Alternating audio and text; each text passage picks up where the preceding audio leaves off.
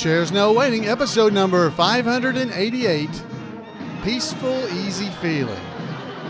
Two Chairs No Waiting is brought to you each week by the folks over at weaversdepartmentstore.com.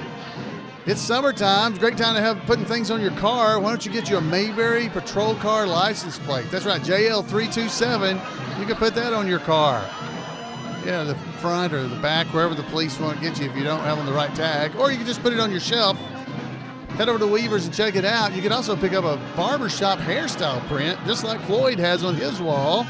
Or maybe you want to get a Mayberry pennant to show your Mayberry Union High School spirit. Head over to weaversdepartmentstore.com to check it out. Two Chairs No Waiting is also brought to you by donations from listeners like you. The executive producer of episode number 588 is Rainey Vincent. Yay, Rainey. Thank you very much for supporting me here at the podcast. And who am I? I'm Alan Newsom, your host for Two Chairs No Waiting.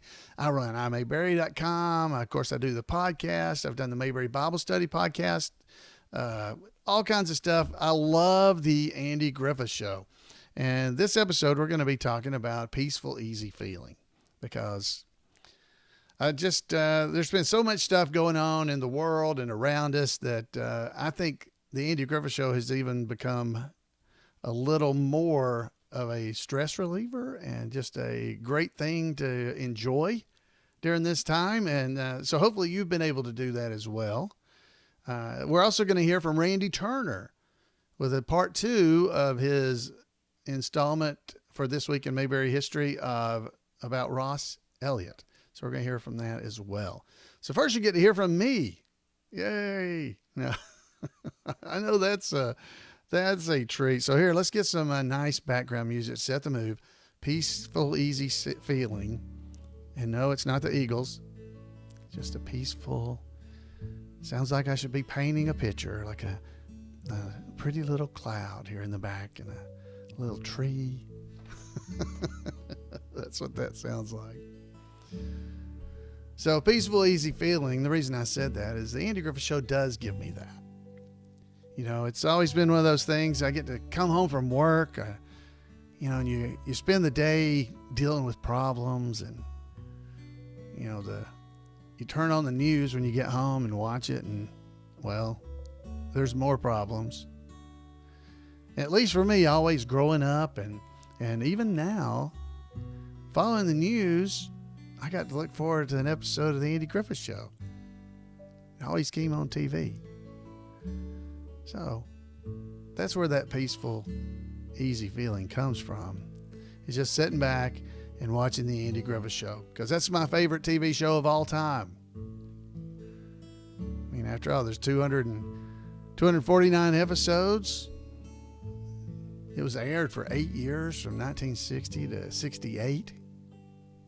Came on live back then. It was created by Sheldon Leonard, with some help and suggestions from Andy Griffith. And of course, Andy was Sheriff Andy Taylor. He was a widower. Had a son named Opie. The Andy Griffith Show, it never did rank lower than 7th among all television programs during its entire run. So it was popular even when it was new. I don't think it's less popular now. It was number 1 show, by the way, the final season that it was airing. And it was only one of 3 shows that ever went out on the very top. And that was Andy Griffith Show, I Love Lucy and Seinfeld. Yeah. It's a special show, special place. Mayberry is full of great characters and people, town, people that live there. The only crime among the natives was really just making moonshine and alcohol, because it was illegal there in Mayberry, at least most of the time.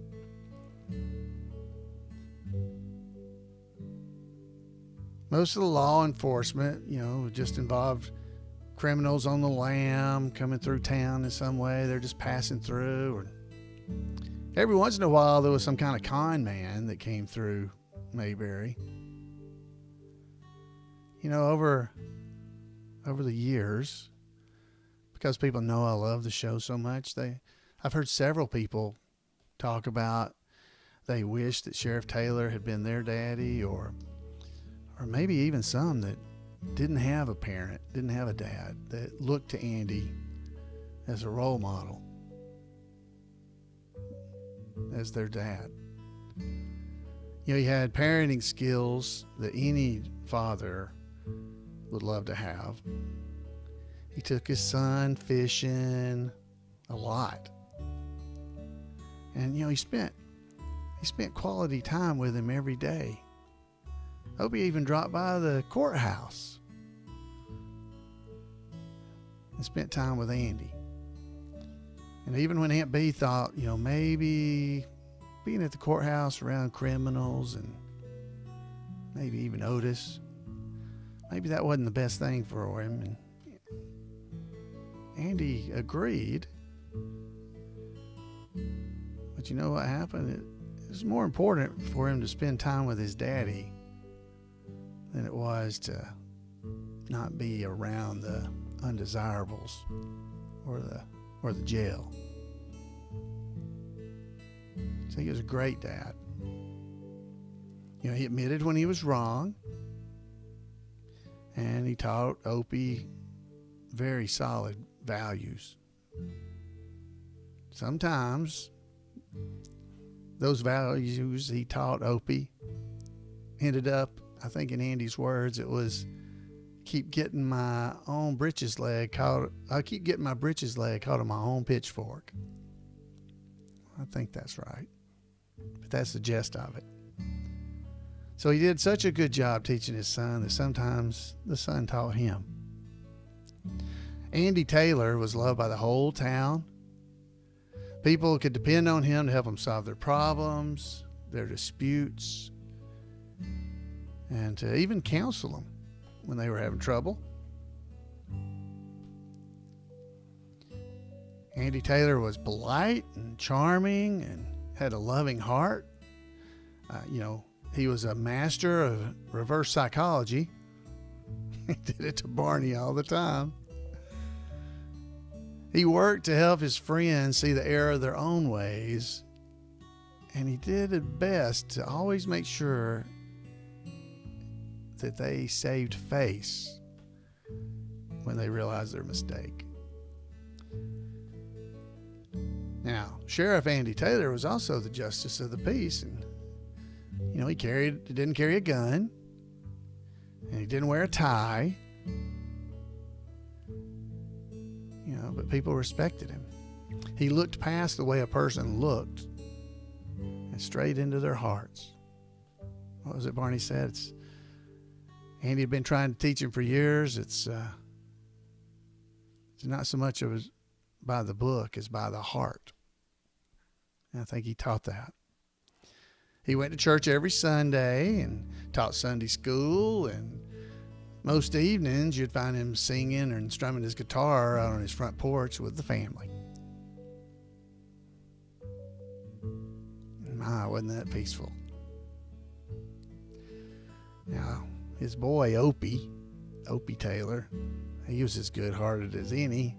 He was generous and self-sacrificing, respectful to his elders. He was only 6 years old when we met him, and he had lost his mom. And when he was just the least speck of a voice when he lost her, so he didn't even ever know her. Yet look how good he turned out. I think that's probably a testament to both Andy and Opie.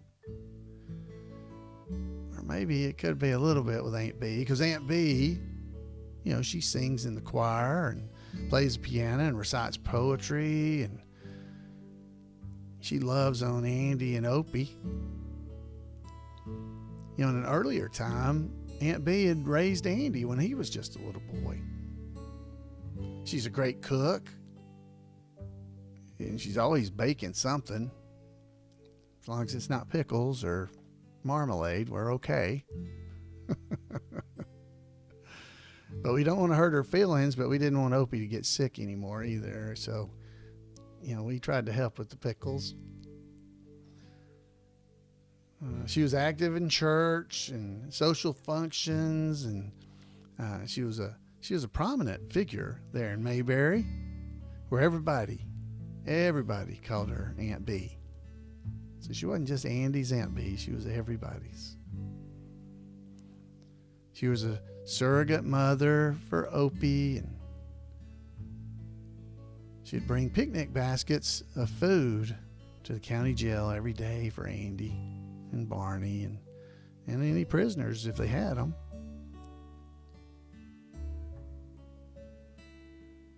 You know, Mayberry is a special place that we get to go and visit every day. You can turn on your TV and head over there and just, at least for a little while, forget about all the stuff that's going on in the world, and you can pop you some popcorn or maybe get an apple and peel it while you're watching it and see if you can keep from breaking the peeling. There's just so many things you can do. But I tell you, watching the Andy Griffith Show and just visiting Mayberry for a little while, I think the town and the people can really help reset your mood. And hopefully, it'll help you get that peaceful, easy feeling that we're all striving for all the time. You know, because even the people in town that were struggling, like maybe Otis struggled sometimes with his problem, but they all loved him and tried to take care of him. And of course, Ernest T come down out of the woods, and he's fun to watch, but luckily we didn't have to deal with him. Barney would look at him in disgust. What about those rocks? But Andy looked at Ernest T and decided to help him.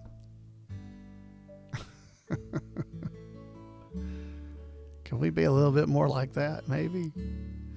Can we look at people we think are just some kind of a nut, but try to help them? Maybe we could. Maybe you just head over to the barbershop and let Floyd cut your hair and just sit around and listen to the guys spreading rumors and telling lies. But they were fun lies. They weren't malicious and mean. It's the Liars Club, like the Liars Table at the old restaurant that I used to go to. Where old guys always came in there every morning and sat around that table and just told stories.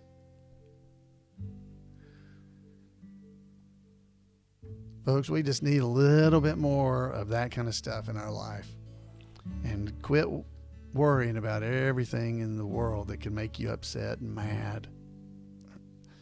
Maybe you could just go watch the Andy Griffith Show and let it go, and just enjoy all the nice things that we've been given. You know, and maybe those will make the things that aren't quite as nice just a little better, and maybe we could look at each other and, like Andy did, and try to look to the heart to figure out what it is that we have in common and how we can work together and get everything done. To me, that's what Mayberry is. I just wish everybody could get just a little bit more of that into their life and quit letting themselves get all worked up and frustrated. I think we'd have a little bit better world. And we'd have that nice, peaceful, easy feeling. So that is my soapbox. I hope you got a little bit of a easy feeling as well. And didn't fall asleep or anything while I was talking. But if it did, you can come back and start it up again. Because now we're going to go and we're going to hear from our buddy Randy Turner with This Week in Mayberry History.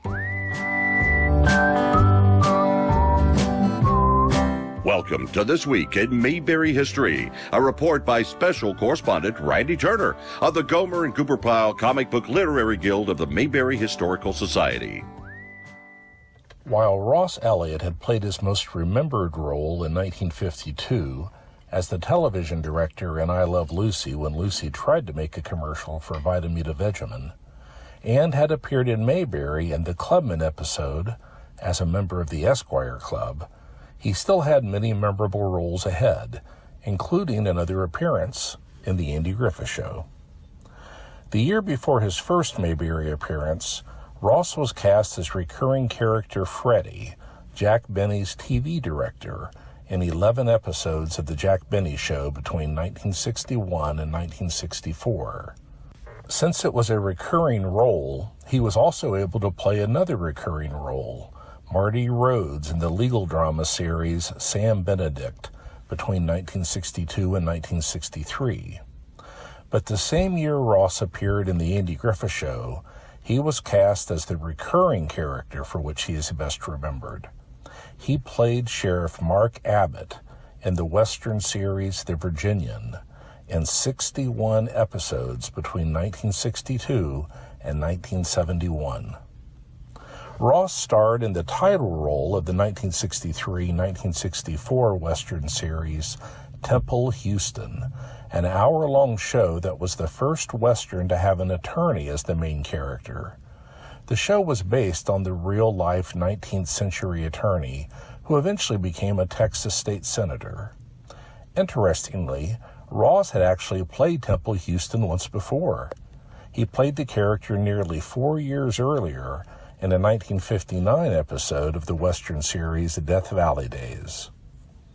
During the many years Ross was playing Sheriff Abbott in The Virginian, he continued to stay busy as a character actor. His ability to play everything from drama to comedy is obvious, as he appeared in series as varied as The Twilight Zone, The Alfred Hitchcock Hour, and The Fugitive, to series such as Petticoat Junction, The Dick Van Dyke Show, and Mr. Ed.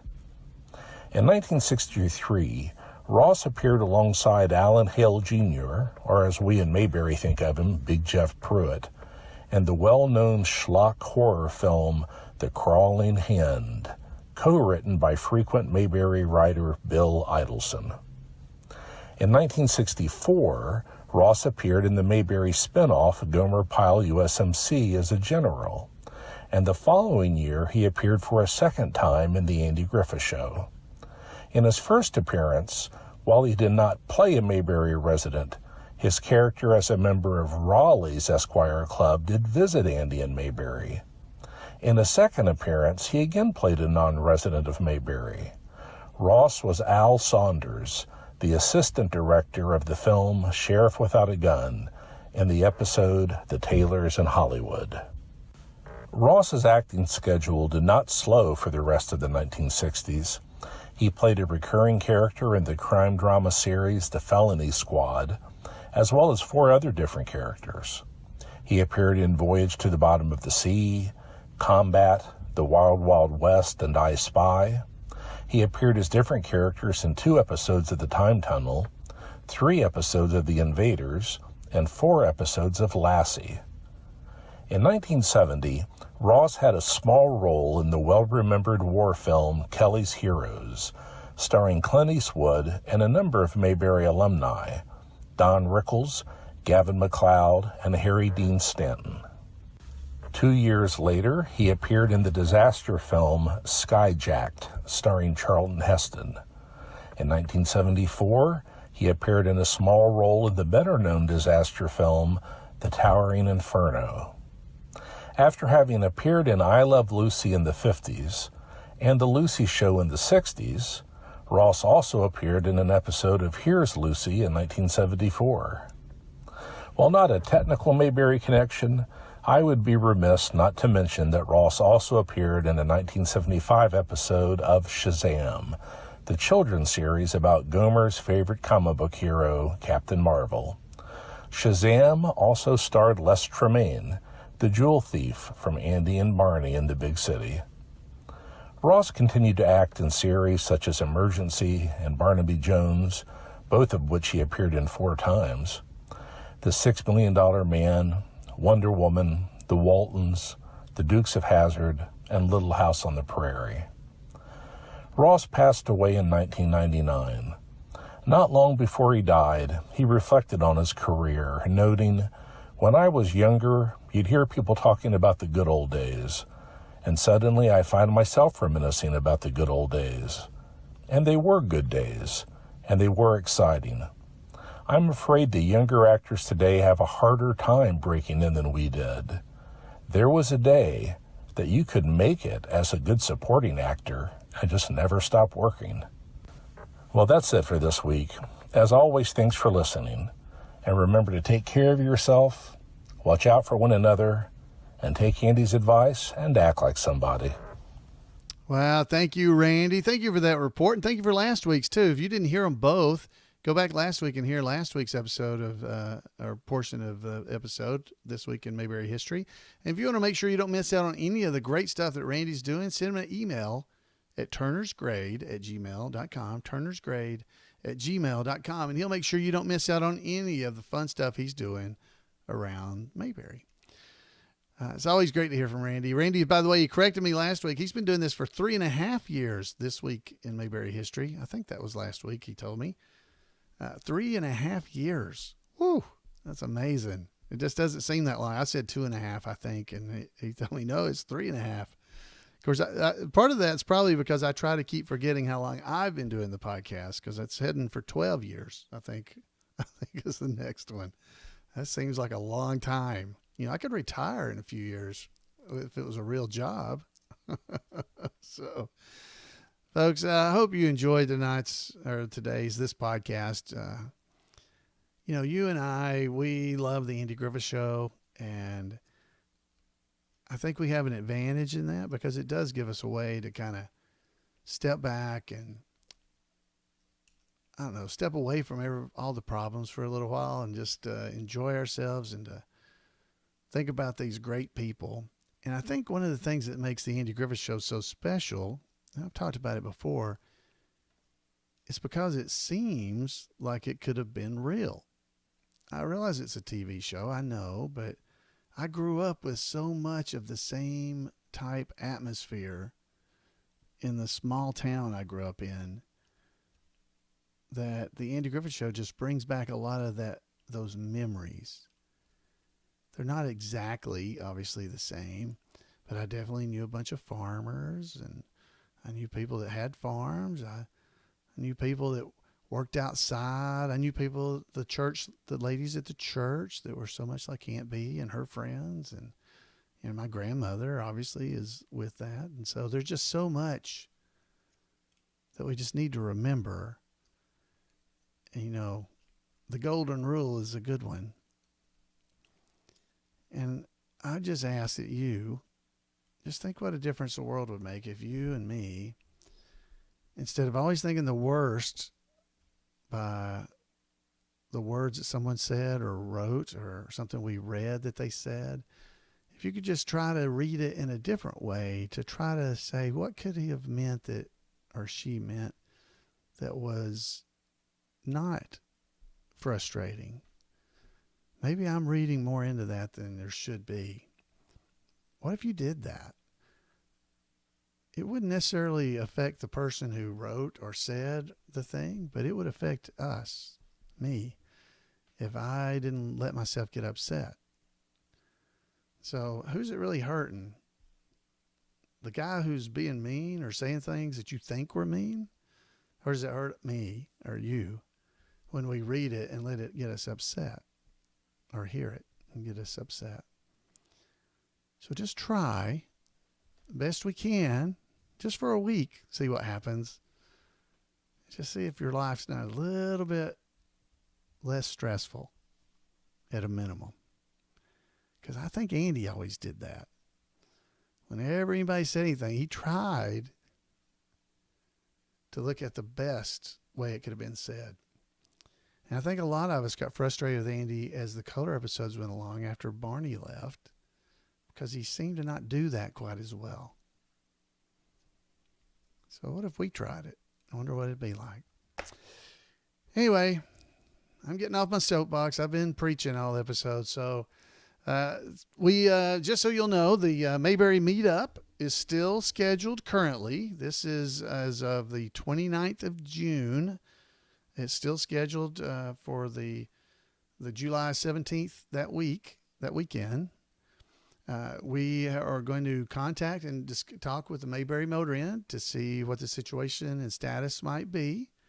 It's likely we're going to have masks, so to be able to attend, because it's 2020 for anybody listening to this someday later. And the COVID-19 virus is still floating around.